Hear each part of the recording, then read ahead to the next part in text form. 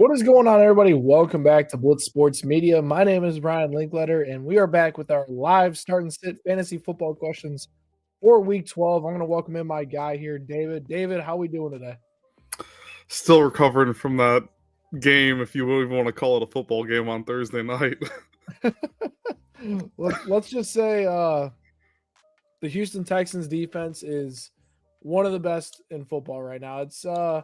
It feels like right now we're in a little bit of a defensive era over the last few seasons with how good, you look at the Broncos defense, you look at the Eagles defense, you look at the Texans defense. David, there's a ton of good defenses in the NFL right now. And it really does feel like we're in probably the most balanced state of football in quite some time between the quarterbacks, teams that are just really good in general, very good defenses. Who knows what's going to happen this year, but fantasy football is approaching. The playoffs are coming, David. When you're looking at your teams, right? Say, you're sitting there at 6-5, right around the cusp of the playoffs, 5-6 maybe. What are you looking to do to potentially make some game-changing moves that could elevate you into that playoff picture? It's always about being able to trade up after the bye weeks, of course, for all your players. Trying to trade up a mid-tier flex receiver. I usually it's always a receiver in the flex I have, and maybe one of your best bench guys, and just trying to get a guy that's in the next tier to put on your flex. Yeah. Yeah. I love it. Like trying to get that guy that gives you that league winning upside. And ultimately, like we're playing to win the damn thing, right? If you ain't first, you're last. That's the best way of putting it in fantasy football. And making the playoffs is great, but you got to get there and you got to have a formidable team or else you're getting there. I know there's some people that are like, man, I just don't want to have the loser's punishment. I don't want to sit at IHOP for 24 hours and go through that. Terry McLaurin can save some people if he starts playing. We're playing to win it all. So let's get into these questions, right? Reminder, drop all those questions in the chat. We'll be live answering all of your guys' questions until you guys are out of them for Week 12. Let's get started with Antonio here from Twitter. Shout out to you for being the first question tonight. David Montgomery, Wan'Dale Robinson, or Tyjae Spears in PPR. David, what are your thoughts? In PPR, I tend to almost always lean in for wide receivers. And Tyjae Spears didn't really impress me last game. I was hoping he would take a step, but every time I trust Tyjae Spears, he always lets me down, I feel like. And David Montgomery, the first half of the season, more particularly in September, he was popping off, carried me a little bit in the Chop League, but ever since, he's just been so inconsistent. Wan'Dale Robinson, he hasn't found the end zone much. Yeah, Wan'Dale Robinson seems like the safest guy, but also probably going to score the most of those three. Yeah, I'm going with Wan'Dale too. I know Detroit has been pretty good defensively. They've struggled with injuries, but Wan'Dale Robinson, who's been basically a steady wide receiver too in his production since Malik Nabers went down. I know he's had a few bad weeks mixed in there, but his production's been pretty good during that stretch without Malik Nabers. He's not necessarily dumped down Wan'Dale like we've known him over the past few years. He's getting some more targets down the field. And Jameis Winston, they're going to throw the rock with him, right? He's going to have that volume. Last week wasn't a monster week, but that was also against the second best team against slot receivers. Detroit is not nearly as good against slot receivers. So I'm going to go Wan'Dale Robinson in this one over, David Montgomery, who I think a lot of people should be starting this week that have running back problems. But over Wan'Dale Robinson, I'm still rocking him. And then Tyjae Spears, not really in consideration in my mind. Next question here. Should I start Kenneth Walker or Michael Wilson in PPR? I could also start both and bench Jettas, which is crazy, but is it really? David, what are your thoughts? I'm going to ride or die Michael Wilson, honestly. It's not even that I don't like Kenneth Walker. It's more so just Zach Charbonnet just always seems to eat into Kenneth Walker's points every time, kind of like the Gibbs and Montgomery. But every time I trust Kenneth Walker or Charbonnet, it's the other running back that's always just eating into his points. And Michael Wilson had a crazy week last week, and Marvin Harrison is still out, I believe. Yep. So while Harrison's out, I'm going to start Michael Wilson in every league I have him. Yeah, listen, Michael Wilson, he is my 31st overall player entering this week in flex purposes. He was awesome last week. 15 catches, 185 yards on 18 targets. That's wide receiver one production if I've ever heard of it. And It surprised me. I did not expect him to have that type of volume. I was not really super high on Arizona Cardinals receivers when Marvin Harrison Jr. went down, but Michael Wilson proved me wrong. The volume, the target share was there at a 60% air yard share as well. So he's getting valuable targets. This is also going to be against a Jacksonville defense that has struggled against perimeter receivers the entire year. So I like the Cardinals passing game matchup in this one. That actually, David, is one of my sneakier picks of the week is the Cardinals taking down the Jacksonville Jaguars just based on the matchup alone and how these two teams equate. I know the Cardinals are struggling, have injuries, but that passing game for the Cardinals plays well into the Jaguars' weakness on their defense, which is their pass defense.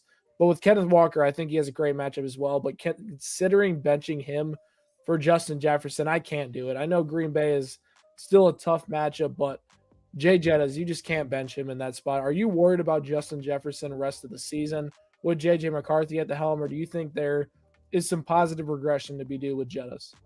Brett Favre can come out of retirement, start for the Vikings again, and I'm still starting Justin Jefferson over Kenneth Walker, respectfully. Respect in all sort of respectfulness, David is gonna go with Brett Favre coming out of retirement, and Jettas is still gonna be a starter in a lot of people's lineups. I like it. I like it. I think Jettas, a lot of people are worried about him, and like David alluded to, elite talent should be just fine for a lot of people going forward. Big Poppy in the chat. Jared Goff or Jordan Love, what are your thoughts? I'm going Jared Goff with his matchup. The Giants defense just isn't clicking as much as I thought it would this year. And Jordan Love's matchup against the Vikings, the Vikings defense, I still am a fan of. It's not as hot as I thought it would be heading into the year. But Goff, that Lions offense is just significantly more overpowered than the Packers offense. And they have the more favorable matchup. Listen, Jordan Love is basically Mr. Inconsistent at the quarterback position, right? You look at him, quarterback 24 or lower, right? 2 of his last 4 weeks, then he's been a top 12 quarterback in 2 of the other weeks. You don't know what you're getting, right? They always seems like they play down to their competition. Jordan Love and his the other thing too nobody talks about is those receivers are dropping a lot of easy catches, and Jordan Love has struggled because of that. Josh Jacobs is currently a game time decision in this one, and we'll see if he does wind up going. But Jordan Love's the inconsistencies a little bit too much. Jared Goff, on the other hand, second in the NFL in passing touchdowns entering week 12. Goff has some really good metrics at home compared to the road. The Giants rank in the bottom 3 in the NFL in passing yards, passing touchdowns. It just seems like Jared Goff is a given here. You got to go with Goff over Jordan Love in that matchup. All right, Romo Dunze, who's been frustrating a lot of people, or Jawan Jennings. What are your thoughts, David? Honestly, this is kind of a tougher one for me. I'm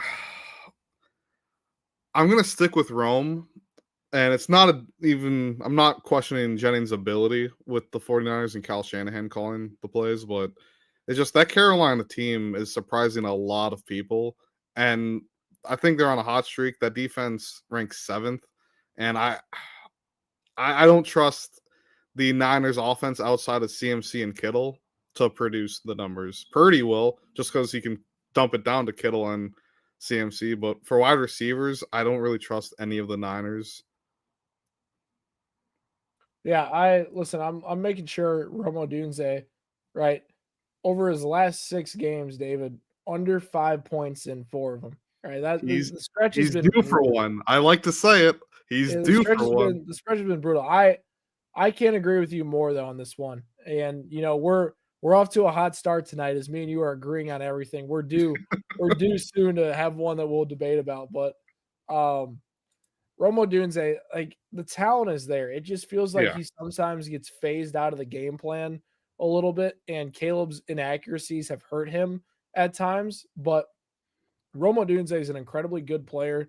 He showed this year that he took a step forward. Pittsburgh's defense has been better over the last 3 weeks, but this was also a team that allowed the top 5 most yards through the air through the first 8 weeks of the year. So this is a pass defense that is struggling with injuries at cornerback. I like Romo Dunze's matchup there. I think it'll be a good play to start him. And then Jawan Jennings, Ricky Pearsall's back. Jennings' value with Pearsall takes a fat dip downward, and I'm not super high on him this week, especially against Carolina, who you mentioned has been one of the more underrated defenses in the NFL this year. So I am going Rome Odunze in that one. I think he is overall the better play. The next question here, Ramondre Stevenson is on waivers. Do I pick him up and drop Kyle Monangai? What are your thoughts, David? I actually don't have a strong opinion on Stevenson or Monangai. If you need to start one of them, you might not be making the playoffs, in my opinion. but but I'd probably pick up Stevenson just because he's somewhat more reliable than Monangai, and that's just I don't even trust Stevenson. It's just Mike Vrabel and the Patriots seem to not trust TreVeyon Henderson. Now Henderson, the last week or 2 weeks, he's put up some significant numbers, so he might have been able to earn himself a larger role when Stevenson is back. But I don't know how big of a role we're going to be talking. Yeah.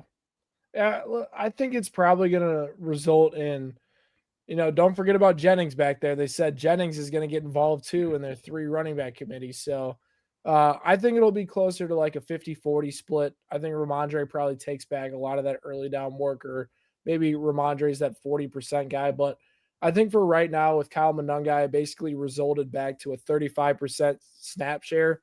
I think it's worth taking a flyer. If Ramondre Stevenson plays over 50% of snaps, you already have a guy in a very good offense that is playing more. So you kind of trust the fact that he'll have those valuable touches. This week in particular against Cincinnati, it's a great matchup for both running backs. But with Kyle Monangai, it feels like he had that small window where he broke out, then DeAndre Swift returned, and he hasn't really had that volume to maintain that type of production. I'm interested to see if Ben Johnson shifts that, but for now, Kyle Monangai seems like an inconsistent, option to have at that running back position versus Ramondre Stevenson. We know he's going to get 10 to 14 touches out of the backfield. He's always had a little bit of receiving work. So I think he's worth just stashing and seeing what happens. With Monangai, he jumps up to 50% of snaps. Maybe you flip him out because I think Monangai has the higher ceiling of the two because it feels like we've seen the best of Ramondre Stevenson, and he still fumbles a lot. That issue is still clearly not solved right now. All right, Country Boy Jazz, welcome back tonight. Week 12 PPR, who do we start? 1 quarterback, 2 running back, 2 wide receiver, 1 flex, 1 tight end. Quarterback, he's got Purdy, Mahomes. Running back, CMC, Jones, Walker, Tucker, Benson, Rodriguez. Wide receiver, Olave, Diggs, Pierce, Jennings, Burden, Terry. Tight end, Barner, Otten, Waller. Rams defense, and Packers defense. This is how we're going to do this, David. You're going to tackle the quarterback, you're going to tackle the running backs, and I'll tackle the other ones. Sound good? Yep, I like it. And see, Mahomes could have the Chiefs and Colts are either going to be like 21-20 and everyone's going to have 5 points on fantasy, or it's going to be another one of those 49-48 game of the year matchups. And I think if you need a crazy play Mahomes, but Purdy will get you 20 points. Screen passes, the amount of times they'll be in the end zone, even though it is the Panthers defense, I think that game is going to be a really good game. It's off a lot of people's radars. So I would go Purdy over Mahomes. For running backs, CMC, no question. And you might disagree with me for the RB2, but I'm putting all my chips on Sean Tucker. I'm doing. Whoa. Sean Tucker? Hey, I thought you were going Kenneth Walker, and I was going to be like, David, yes. I'm not a Kenneth. I'm not a Seahawks running back believer. Since Marshawn Lynch retired. Yeah, I'm not really a big Seahawks running back believer, but I think this is the week. Like Kenneth Walker has a nice game. You got to think like Seattle against Tennessee. That defense is going to. I'm praying for Cam Ward. He might not make it out of this one against Seattle's defense. But I think the running back, both Charbonnet and Walker, are both taking a look at it. I do think you make a great point with Brock Purdy, is he's been really good when he's been in the lineup this year. And I do think Carolina scores a lot in this matchup, which will be great for his volume metrics. So I'm not shying away from Purdy. I also think Mahomes is a guy you still have to trust. 2 down outings, but he's been pretty good this year. And I'll look at the wide receivers, though. Olave, I have as a must start this week. Got to find a way to get him in your lineup. Diggs, I think, as well, with his production as of late, he's been very good. Find a way to get him against a bad Cincinnati Bengals defense. One concern and worry I have with that he's going to get DJ Turner in coverage, who has actually been one of the most underrated corners in football this season. As far as the tight end position goes, you got to go Kate Otten in that one. I know that, Barner's playing I agree. Tennessee. Tennessee's actually underrated against the tight end position this year. So I would lean towards Kate Otten. And then as far as the flex goes, honestly, this might be the popular pick is Jawan Jennings here, but I think Alec Pierce is the play against Kansas City. They will shut down Michael Pittman Jr. this week, but I think Alec Pierce is the wide receiver that has the biggest benefit. I think Tyler Warren probably has the biggest receiving game, but I think Alec Pierce out of the Colts receivers has the loudest day. The Chiefs have been really good at shutting down wide receiver ones this year, but against other receivers, they've allowed a lot of production. So I think Alec Pierce maybe has that better day over Jawan Jennings. And then for defense, Rams or Packers? I'd go Packers. I think the Bucks offense a little bit scarier than 9 and the Vikings there, so I would lean that as well. Nikki Santoro, shout out to you. OG Day One, Jackson Dart, Lamar Jackson, or Jalen Hurts. Talk about a stacked quarterback room. Who are you going with here? I gotta look at the Giants matchup real quick. They're playing. Dart is out. Dart is out. Oh yeah, yeah. You don't even we got just talked about that. I was like, okay, Ravens are playing the Jets. I don't know who the Eagles are playing. The Eagles are playing the Cowboys. Cowboy. Oh, I'm starting Lamar. I should have the schedule pulled up. I keep having like sleeper pulled up so I can like quick look at the players, but I need the schedule more than I need that. That's what I like. I always have like my rankings on the right side to where like, oh yeah, I have that guy a little bit higher. Makes sense why, and then I can spit the stats that I did for my start and sit article. That's like 4,000 words a week that I just. Well, I tried to like split my screen between the schedule and this, but it wouldn't let me. So I'm just using my phone for all like the schedule and sleeper for everybody. That makes sense. All right, I'm going with out of these guys. I'm going with Lamar. Honestly, outside of it, Lamar is my favorite buy low quarterback at the quarterback position right now. Since returning, he hasn't been Lamar Jackson really. His production in fantasy has been down, but to close the season, David, this guy's playoff schedule, holy crap, it's elite. Lamar Jackson has some easy opponents in there. The Bengals twice. He's got the Jets. He's got the Steelers in there. And I know the Steelers have had success against Lamar, but it's still a favorable matchup with how they perform this year. And, we talk about Lamar Jackson and Derrick Henry combined together. When they play bad, untalented defenses, they're putting 40 up, right? Lamar's having a great day in fantasy. That's the type of guy that I want in the playoffs at my quarterback position. There'll be people that'll be like, man, Lamar Jackson's been underwhelming this year. He's been injured. His production hasn't been nearly as good. I'll trade him away for a wide receiver who played well last week, Tetairoa McMillan, right? One of those guys that had a monster week that you could sell off and get an elite quarterback like Lamar Jackson, who will ultimately win you weeks with his production. So very intriguing there. I like Lamar this week and rest of the season. All right, here we go. Alec Pierce or Kamara flex PPR, and it feels like he has the same question. Alec Pierce, Monty, or Kamara? Pick 2 for flex PPR. Who are you going with here? The pick 2 makes it a lot easier for me. Alec, again, I typically lean receiver for the flex spot for PPR unless I have a bona fide RB1 in the flex for some reason. But Alec Pierce, no question. And between Monty and Kamara, again, Monty's just been very inconsistent the last few weeks. And Kamara has a much higher PPR upside than Monty does. So Alec Pierce and Kamara for me.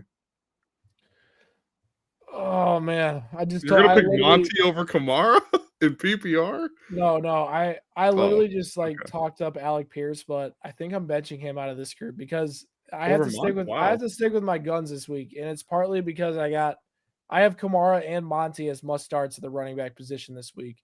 Right, Atlanta, David, has been the worst defense against running backs in fantasy football. I'm a Falcons believer. I still am. They rush the passer great. Outside of that, I mean, they got some problems on that defense consistently.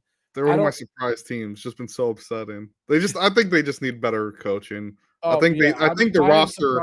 I'm surprised Raheem Morris still has a job at this point. I think that roster. I still don't know about Michael Penix. I still need him to develop. But that roster as a whole, I think has enough talent on it, given the right coaching. Yeah, I mean, you have Drake London, Bijan Robinson, two elite players in the offense. They have a good James offensive line. Pierce, Jalen Walker, Like, yeah, Jesse they have Bates, talent. They AJ need a little Terrell. bit better of honestly, I wouldn't hate Robert Saleh going there potentially, right? Maybe Mike McDaniel gets fired, he goes there as well. I think that would work well with Michael Penix, and what he does. It's not because Left-handed Tua's a quarterback. lefty and Penix is a lefty, but I Left-handed think that quarterback. I think that it would work well overall with what they have in Bijan Robinson and, turning him more into what Devon Achane is, in Miami and making that a little bit more efficient. But anyways, back to the question. Monty, great matchup against the Giants. Third most rushing yards allowed. Dan Campbell said he's got to get Monty the ball more this week. Alvin Kamara, before the bye week, had a season high in touches, one of his best performances in fantasy of the season. Should be a very close game versus the Falcons this week. So I'm rocking with Monty and Kamara in that spot. All right. Next question here. Start one running back, one flex, full PPR. Judkins, Genty, Metcalf, Flowers, and JMO. Talk about a plethora of options to have. Yeah, I think Judkins has had a strong start when he came back early in the year, but ever since, it seems like sometimes I'll be looking on my bench. He's in my bench some leagues or my flex. He'll have like 13, 10 points. Other times he'll have 20, 22. It's just inconsistency. Same with Metcalf. Very inconsistent. He'll have 5 points one week, 18 the next. And it's very touchdown reliant. They're not putting up enough numbers without touchdowns. And for that reason, I'm going to go with Genty, who gets a ton of touches every game. Even if he doesn't find the end zone, he'll get 10 to 15 points. And for the flex spot, I'm going to go with Flowers over JMO. Not more explosive, but they're playing the Jets without Sauce Gardner anymore. Flowers is going to eat. I love this because I'm going with two different guys. Oh man, we had a good start. Why do you got to ruin the really did. We got 20 minutes into the show and our first major disagreement. I am going with Judkins partly because Genty is going against that Browns defense, first in rushing DVOA. They gave him 6 rushes last week. Like, it's just not good enough with what Chip Kelly's doing. He was resting for this matchup. He's resting. Judkins, I mean, we saw what Shedeur Sanders looked like last week. They're going to have to run the ball 20 plus times if they're going to have a chance. But outside of those, I keep forgetting Shedeur starting. I know. I'll switch to be on your side for that. I forgot Shedeur starting. Listen, I'll say this though about the 3 receivers. I'm going with JMO. I'm riding the hot hand. 6 targets in 3 straight games. He has over 200 receiving yards in his last 2. He gets the Giants defense that has allowed the most deep ball targets in the NFL, the most deep ball receiving yards, most deep ball touchdowns. And this is why I said last week, I called it my start and sit article. And this is anybody that's a borderline player. There wasn't very many people that said to start Christian Watson last week in fantasy football. And I said you had to start him because that Giants defense stinks against deep balls, right? It's the same thing with Jameson Williams this week. I think him and Goff, the fact that it's in Detroit too makes it so much better for them. They're going to be able to connect. And, the increased target share for JMO makes his floor about just as high as it's been the entire season. Campbell as a play caller has shifted more towards Jameson Williams. It's benefited his fantasy production. So I do like Flowers and Metcalf this week, but JMO, I'm chasing the ceiling this year in a plus matchup. So I do think all 5 of those guys definitely deserve consideration. Definitely a tough spot to be in. Trade away CeeDee Lamb and Breece Hall for Puka, 12-team or starts. I don't know what the end means, but what are your thoughts on the trade? I'm again for fantasy purposes, I'm not crazy high on Breece Hall, but Lamb and Puka are very close to where if you can do that without hurting your running back core, I would do it. It might be an unpopular. I need to see. This is one of those trades where I need to see the person's whole team to give a good answer for. Yeah, it feels like an interesting spot to be in just because, I Puka rest of the season. He's my wide receiver 2. JSN's 1, Puka 2. right? CD's not too far behind there. I want to say he's probably fourth, maybe third. I'd have to look it up, but he's right there, right behind him. If you're giving up Brees Hall and he's your current starting RB2 or RB1, no chance. The upgrade's not worth it. CD, right? He hasn't been playing like CD, right? Dominating weeks, but I don't think the upgrade is that much worth it to go grab a guy like Puka Nakua if you sacrifice one of your starters in that lineup for sure. Ace here, full PPR start Brenton Strange or somebody off of waivers. Not sure who is on the waivers in general. I got to think like streaming tight ends this week versus Brenton Strange. You got any names off the top of your head while I look at my list real quick?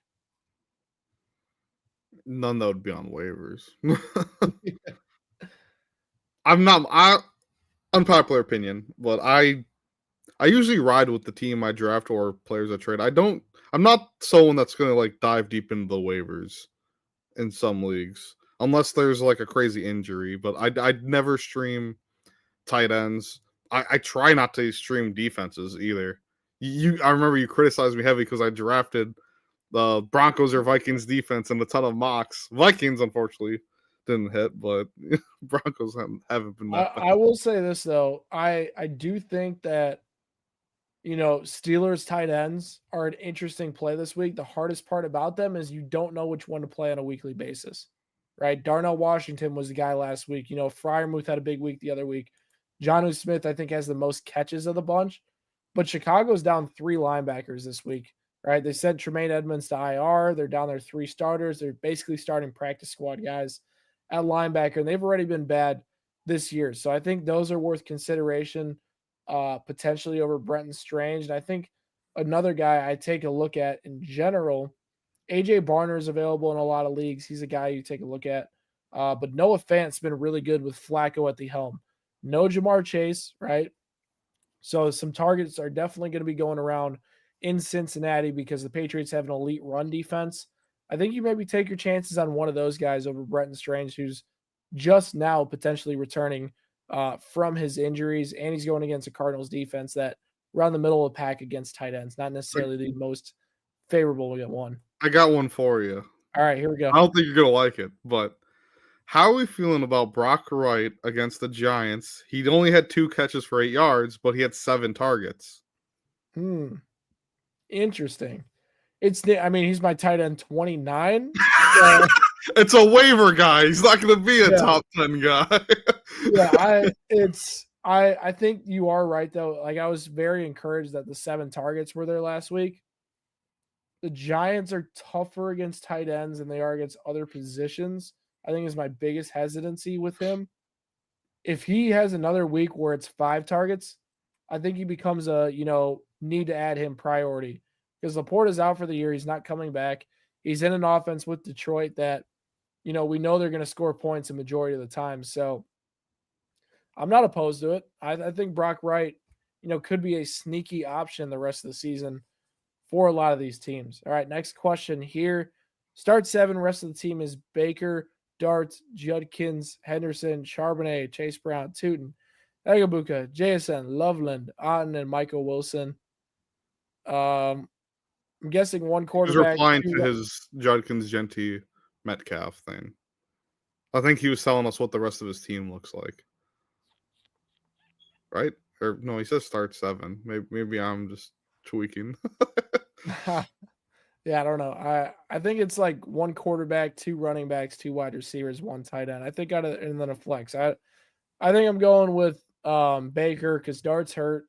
Running backs, you go Travion Henderson, ride the hot hand, and Chase Brown as well, who's been, thank God he's finally living up to the expectations I had in this offseason. He's kind of saving me now that he got a competent quarterback. And then wide receiver, Egabuka, JSN, lock those guys in. I have Otten slightly higher than Colston Loveland this week. And then you go Michael Wilson, the flex. What are your thoughts?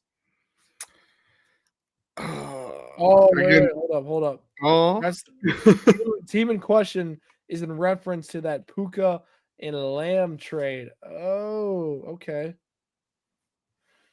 So basically, this is his running back room post Brees Hall trade. Okay, Henderson. I mean, he has Henderson and Judkins. He can rotate them based on matchup purposes. Chase Brown would start. This is RB1. So it would be Lamb, JSN, then Igbuka in the flex. Is it I one would flex? I would say though, if you want to do the trade and upgrade to Puka Nakua, you try and sell high on Travion Henderson instead of Brees Hall. Right? You I keep I would try to flip Michael Wilson. If there's got to be at least one person that be like, oh, just be like Marvin Harrison's out for the year. He's gonna be the next JSN. Like I don't know. I agree. I do think like he has depth at the running back position, but I also do feel like he doesn't have a true stud. I think Brees Hall is probably the most talented guy. I know the offensive situation isn't great for New York, but it at least gives him a play and viable options. Right. I look at Chase Brown. I think he's probably the most consistent one out of that group as of late. Yeah, Judkins, right? I think he picks it up, but you want to have that guy you can rotate in. I think keeping Hall is definitely worth it if you already have CD Lamb instead of like you're trying to upgrade from like let's say he's trying to trade Egabuka. I would do Egabuka and Brees Hall if possible for Puka. That's a very good trade on your end, and you should try to see if you can negotiate something like that. What are your thoughts on that? I mean, yeah. Anytime you could trade 2 cents for $1, I would trade. But it honestly, again, I'm not that high on Brees Hall. I actually personally would rather have Judkins, Henderson, and Brown over Hall. So Hall would be my fourth RB on this lineup.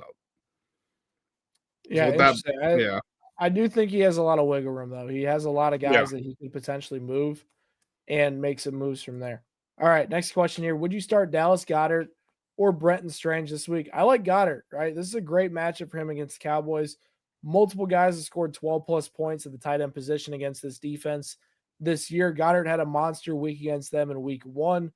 Um, besides that, like I think Goddard is down in a lot of people's minds because he hasn't been scoring those touchdowns he did to start the season. But Dallas Goddard, I think he's a great play against Dallas this week. What are your thoughts? No, I agree. When players are facing divisional opponents, I always try to look back at what they did the first time. Sometimes it works well, sometimes it doesn't. So if there's any actual math to that, maybe not. But it's something I almost always find myself doing, especially late in the year when you already have the info. But Yeah. he was able to get 7 targets, 7 catches with no touchdowns against Dallas. So he was able to put up 11 points without a touchdown. Assuming he can be relatively the same, he could get easily 15, 16 points with a touchdown. Yeah. I think he's in for a big week this week. As far as your trade goes, I'm not doing it. I'm holding CD and Brees Hall. David, what are you doing? With the info given, I would do the trade. All right, That there you I'm go. just Makes it even harder for him. I It's like even Henderson and Judkins enough for me to let Brees Hall go, just because I wouldn't start Hall over Judkins or Henderson, especially with this week, especially if Henderson is still if Henderson plays 70 to 75% of the snaps with a healthy Stevenson, I'm 100% doing that trade. Yeah, maybe he does. He waits to see what Travion Henderson's role's like, and then he kind of figures out, right, do I have a real Travion Henderson who's playing that much, or am I getting the Travion Henderson who's playing split stabs with Ramondre Stevenson is going to be inconsistent? I think that's the question you maybe weigh after this week, if Yeah. it's worth making a move like that. All right, hey, make sure you guys are dropping those chats. We're slowing down a little bit here. If we don't have any more, we'll talk a little bit of ball and close the stream if you guys have no more chats. But this next one here, pick one running back, David Montgomery, Sean Tucker. Oh, one flex, sorry. And then Wandell Robinson. What are your thoughts, David? Oh. Do I say Sean Tucker over Wandell Robbins? This is going to be one of those things where if you think you're going to lose and you need, I say this all the time, if you think you need 20 points from a guy in your flex, start Sean Tucker and pray. If you just need a consistent 10 points, if you need everyone to hit their projections and you'll be fine, start Wandell Robinson. Tucker's got the higher ceiling, but it also has the lower floor. Mm. Do with that as what you will. Oh, I'm not wrong. You have to take swings sometimes, even if it's someone you don't I think do will agree. score more. You gotta take swings. I I started think that Tyrell Shavers. He got me 0 points. that was let's just say like you were a high school hitter stepping up against Shohei Ohtani in the box, I'd hoping knock to one out the park. hoping to hit a single. It did not happen. You struck out, but I honestly like I do think like there are plays here like that make this decision tough for you. Montgomery, I mentioned earlier, I really like his matchup against the Giants. Wandale, I also like. Sean Tucker, I know, you know, David's gassing him up here. I don't like it this week. Rams have been really good against the run, and you know the Bills' defense is clearly, you know, we've all seen it the entire year. They can't stop a nosebleed when it's a run, right? Wait, what? What? You know the Bills' run defense is horrible. The Rams aren't playing them. What? No, I'm I'm serious. saying that Sean Tucker's production last week against the Bills Oh, was okay. I thought you said the scary. Rams. I'm like, No, we no, already no, played no. this week, I'm saying the Rams unfortunately. are significantly better against the run than the Bills defense is. Oh yeah, That's yeah. that's what I'm saying. And you know, Rashad White still has a role, and I think that Wan'Dale Robinson, I like him out of this group. I think the PPR production will be there. I know it's half PPR, but you know, the Lions, it really feels like this is a game where the Lions are winning by 2 scores and the Giants have a ton of volume in the passing game.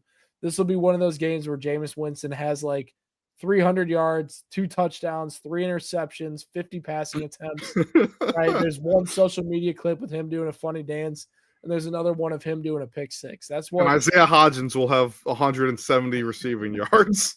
he'll be like the most random dude, just pull up, have a monster game, and have a big time one. All right. Well, since we don't have any questions, David, right? Week 12 is approaching. What matchups are you looking at? You got an upset in mind? What's going on with your week 12 picks this week? Well, let me pull up my pick'ems so I don't say something and go against what I already did. Let's see. I'm trying to look for something games we disagree on. Colts Chiefs. That's a good one. I am every time I pick against the Colts, they've wronged me. I mean, So to be fair, we did not expect the Colts to be this good. I keep thinking the Colts will they're gonna lose. They're gonna just start losing. They're gonna start losing. We're in week 12. They haven't done much losing yet. Daniel Jones has started to fall off just a little bit, but he's still playing great. I'm liking the Colts over the Chiefs, and if the Chiefs lose, I know you're a fan. Are you starting to be concerned on if you even make the playoffs at that point? Because you'd be below 500. The Texans are on a hot streak. The Patriots aren't slowing down, even though the Bills are 7-4. They're still got good odds to make the playoffs. Is it time to have that conversation? I mean, yeah, like if you're 5-6 sitting at that point, I think it's definitely tough. And the Chiefs, it feels like this year have just had a gauntlet of a schedule, right? There's no easy games for them this year, and you know, putting themselves in the situation that they have, right? It's incredibly tough. And you know, they've been good enough over the last few years that you know, winning out this last stretch is not out of the question for them, right? And we saw the Bengals, right? They kind of flirted with this last year as they were incredibly bad, and then you know, went on a massive winning streak to end the season. So like there's always that one team every single year that's kind of slumping through a majority of the year, figures it out, gets on a hot streak.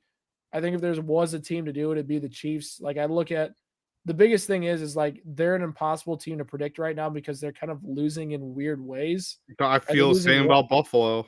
yeah, We they're beat losing the they're losing Ravens. We like beat one the Chiefs. yeah. We beat the I mean, Bucks, but we lose to the Texans. We lose to the Dolphins. We well, that's lose. what I'm I mean, saying. Like the we lost the Ravens, Bills, Patriots, and but they're you would good. have never told anybody the Ravens, Bills, and Chiefs would not be all leading their divisions in week 12. No one would have said that. Right. But when it gets to the playoffs, is those 3 teams are in the playoffs, probably have the best 3 odds to make the Super Bowl if they're all in the playoffs, right? Well, right now, 2 of them might not even make it. But that's the thing though, is like the Chiefs to close the season, they have all of their home games against their toughest opponents. Their road games are in Dallas, right, which is their toughest road game, but we all know their defensive struggles. The Titans and then the Raiders. Every other game's at home. They've only lost 1 game at home this year to the Eagles. So I think with them being at home, it plays into their advantage just a hair.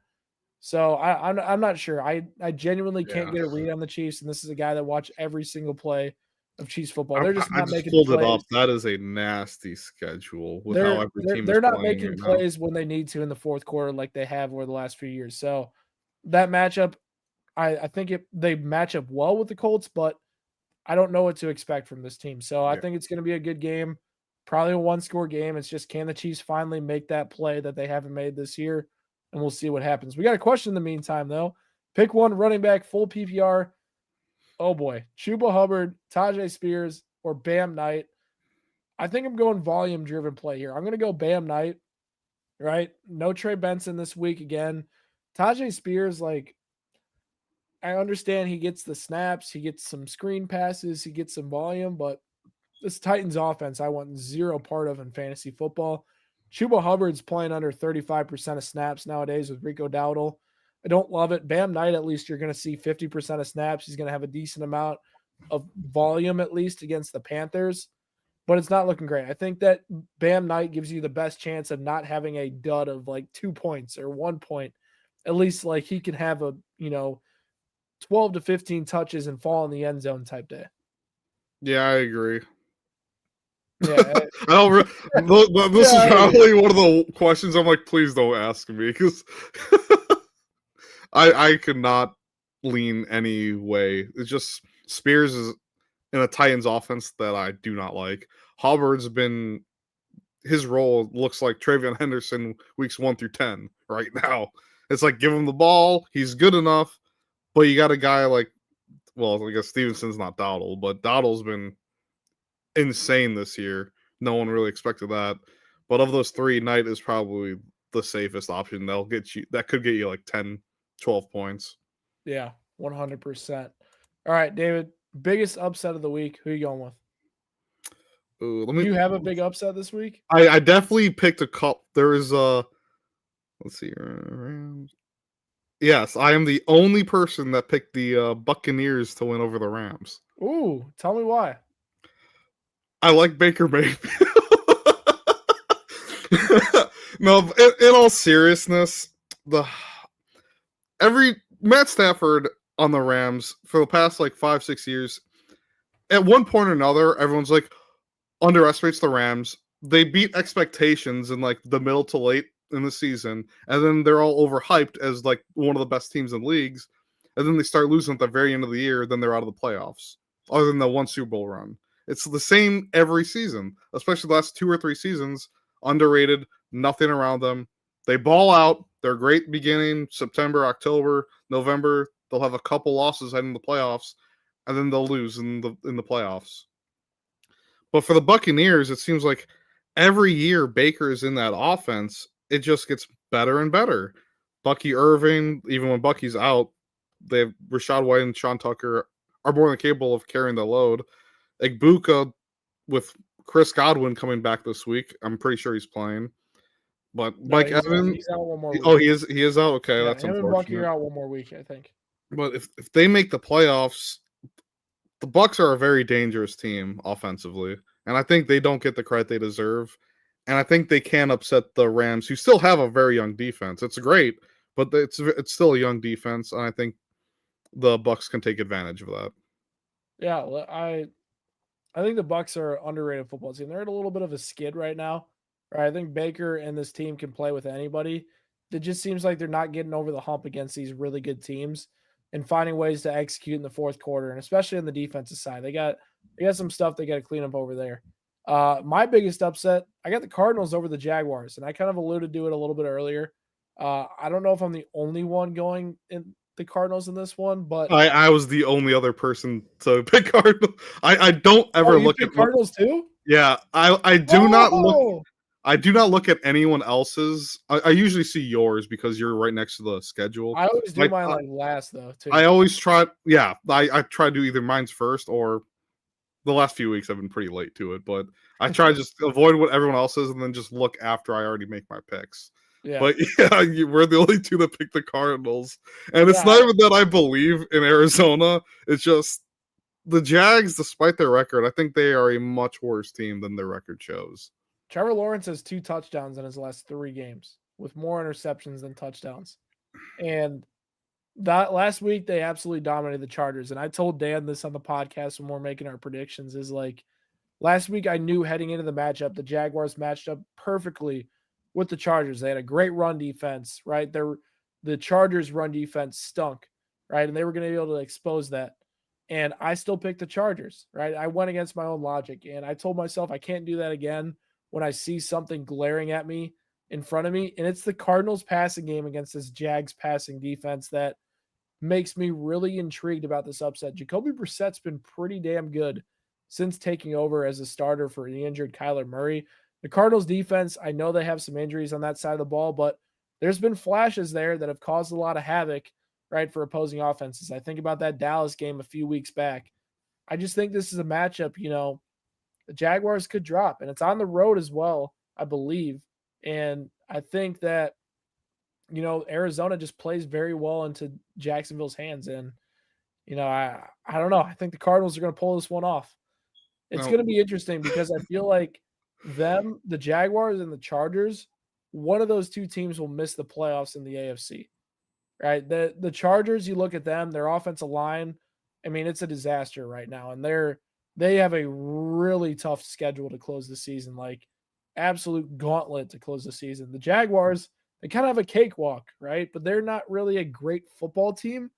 So yeah, like the Giants will probably. I haven't looked at the Giants, but like teams that are bad usually have weak schedules, but they're still bad anyways. So it's not no game is a give me. The interesting part about this year is we look at the AFC, the bad teams last year are all good this year, and they had very easy schedules.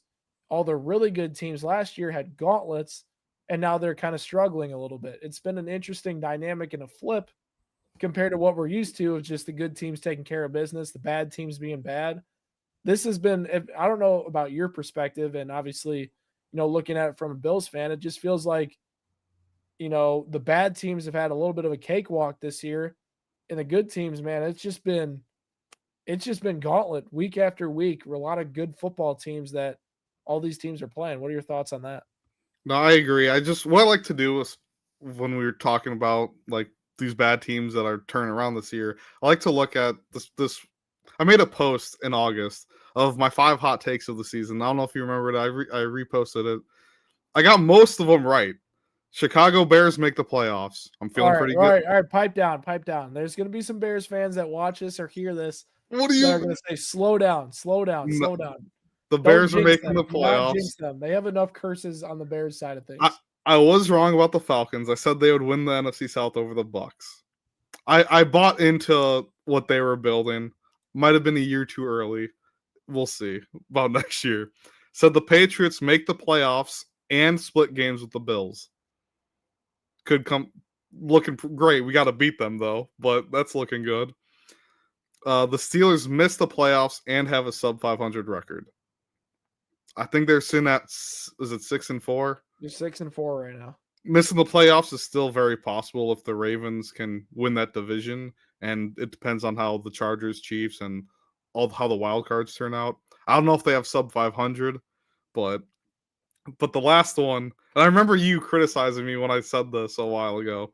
The Broncos win the AFC West. Listen, everything. I will say this, right? I was pretty high on the Broncos entering the year. Everything went right for them, and everything went wrong for the Chiefs to open. Except RJ Harvey. RJ Harvey is finally going to have weeks of production here. The time is now. J.K. Dobbins is out. But I will say this, like the AFC West in general, like the Broncos took advantage of their schedule. Chiefs obviously started the season incredibly slow, right? And this is what kind of where they're at, right? I mean, like I said, I would have never told you that 2 of the 3 teams, I think the Ravens probably still win the AFC North, but if you would have told me Buffalo and Kansas City loses their division entering the year, I would have told you you're crazy, right? But that's kind of. I didn't say the Bills will lose the division. I was never going to say that, but that's I did what I'm say saying. Like none of us Patriots would make the playoffs. I was buying into what the Patriots. I had Variable winning coach of the year. I'm pretty sure. Me and Brady both had them as Patriots as a playoff team this year, but we didn't expect like the record they have. They have taken advantage of the schedule, right? There's just been teams that have played very well and taking advantage of their schedules and, played really good football. But listen, I really appreciate a lot of you guys tuning into tonight's episode of our fantasy football start and sit advice. If you have any sort of questions tomorrow, I will be posting on Twitter. Drop those down in the comment section below. Make sure you give David a follow on social media as well. He's our Bills guy. And me and David will catch you guys next time on Nope. Blitz Fantasy Football.